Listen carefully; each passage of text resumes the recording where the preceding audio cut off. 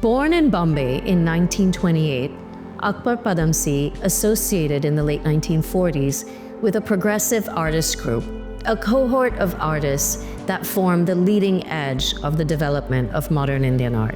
He's been celebrated as a painter's painter, absorbing influences from the established Eastern and Western canons to create unparalleled works with a dense play of light and color that are uniquely his own.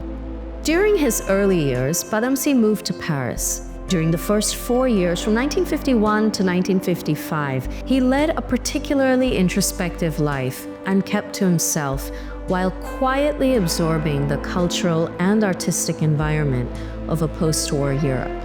The 1960s in particular was a transformative decade for Padamsee. He divided his time between India, France, and the United States, developing his oeuvre through a global artistic set of influences, but periodically retreating to his home in Bombay. It was during this period that he created two incredible works which explore the possibilities of color, space, and form to interrogate the nature of temporality and human consciousness. Both works, while of completely different genres, are a reflection of Padamsee's solitary temperament. Solitude often emerges as a presence in his work.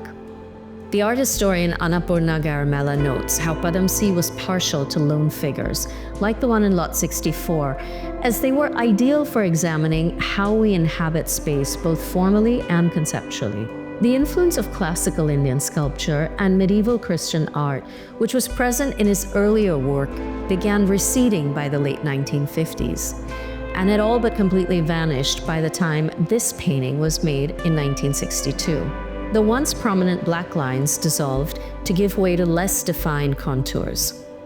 While the figure retains the iconic frontal stance of his prophets, it appears more accessible and human. His landscapes from the 1960s gradually moved away from empirical representation towards a more conceptual vision. Padamsee's vast, unpeopled landscapes resonate with the deep silence of the solitary, through which the artist seems to draw the viewer towards the infinite. Color began taking precedence over form in this decade. Padamsee would use color, or even eliminate it, rather than using a line to structure his paintings.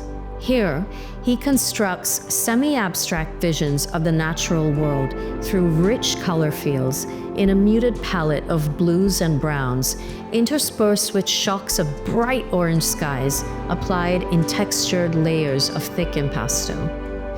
These bear the imprint of his preceding Gray series from 1960, which he undertook, in his words, to understand what color means. It is a thought process. To construct a painting, you have to understand color, space, object. The painting shown in this picture was formerly part of the distinguished collection of Krishna and Jean Ribot. The work was exhibited at the Kunika Kemold Art Center in New Delhi during an exhibition in 1969. The work exemplifies this period of Padamsee and is similarly devoid of any context of location. Padamsee's incredible ability to balance solitude and intellect with energy and emotional depth is absolutely central to what sets his practice apart in the history of Indian modernism. Bid on these works by Akbar Padamsee and other significant works of modern Indian art at our upcoming 25th anniversary evening sale on the 27th of September 2025 in New Delhi.